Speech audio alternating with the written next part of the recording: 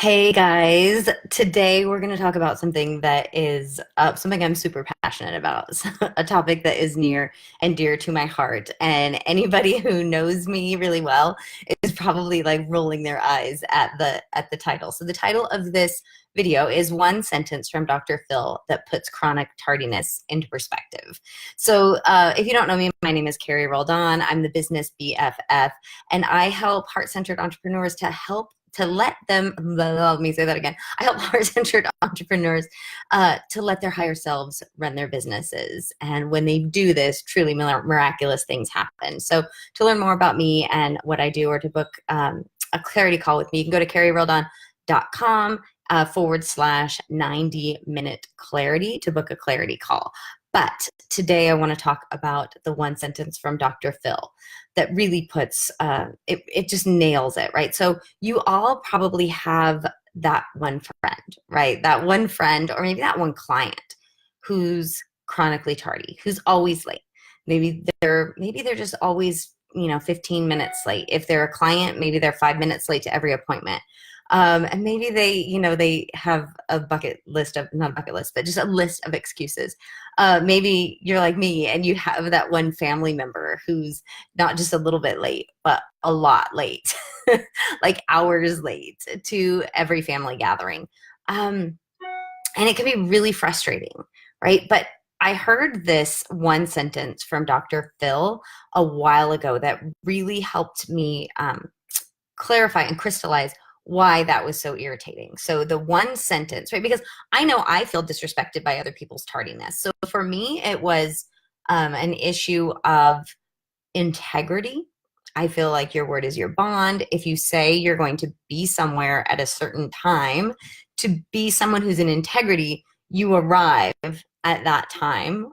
Obviously, many of us plan a few minutes ahead of time, right? So that at the appointed time, we are there for our appointment with somebody else. But here's what Dr. Phil said. So I always feel like it's a lack of integrity. It's being out of alignment. If somebody says they're going to be here on time at a certain time and then they don't show up at that time, I feel disrespected and I feel like they are not living truthfully, right? But I have been criticized for that, for being a little bit too nitpicky. Nitpicky is not the right word, but like just a little bit too strict on that. And then I heard Dr. Phil talk about it, and he said that chronic tardiness is a sign of an overinflated sense of self-importance. Right? And I understood that completely. That felt so good, because here's the truth is that time, we all have the same amount of time in every single day. And time management is an illusion, right? Trying to manage time is ridiculous because time just is. We have no control over the passing of time. What we do have control over is how we manage ourselves and how we manage our priorities. And so now I'm not saying you can't be late, right? Like I've had clients who have been late to appointments and, they come in and say, I'm so sorry, my computer crashed, or I couldn't get on the appointment, or, maybe they're texting or emailing me a few minutes before saying, oh my goodness, I'm running late, I'll be there. That is very different than someone who is late every time. So I have this friend, and I knew her from high school, and she's great. She's an amazing human being. And she actually is someone who I expected, who I consider to be someone of high integrity. And yet we used to meet, I can't remember if it was once a week or once a month, but it was pretty regularly when my kids were really small, before my third child was born. And I remember that we would meet at the designated place, and I would be there, and I would have to arrange a lot to be there on time. Maybe I had to get a babysitter. Maybe I definitely had to make sure everybody was fed. I had a lot of things to do. And from my perspective, it was because that was important to me, right? To have, it was showing my friend that it's a priority that I meet with you. And I was managing all the other people and schedules, things going on in my life, so that I could be there at the appointed time.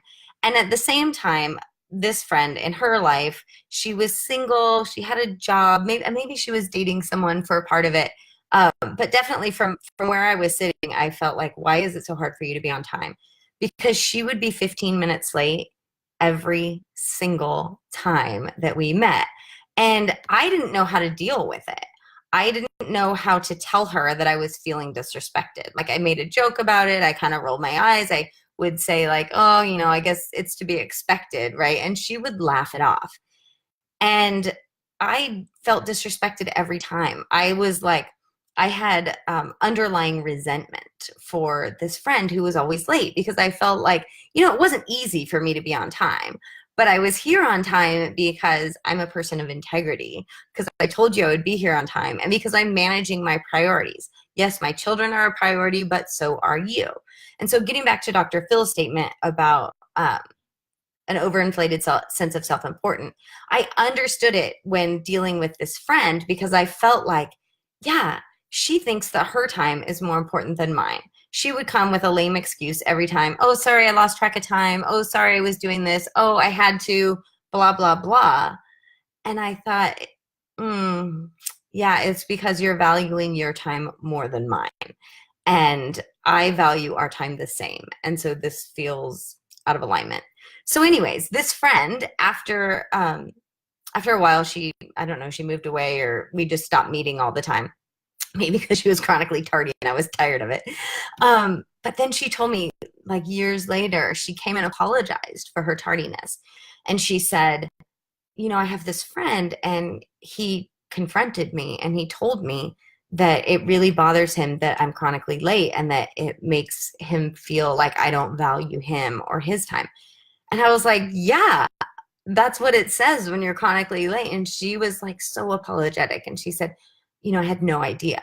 And I thought, there it is. It's that overinflated sense of self-importance. Now, this friend, right, was self-aware enough to go, oh, okay, let me change that. Like, I value you. I value our relationship. I don't want you to think, I recognize now what that was actually saying, and I'm changing that behavior.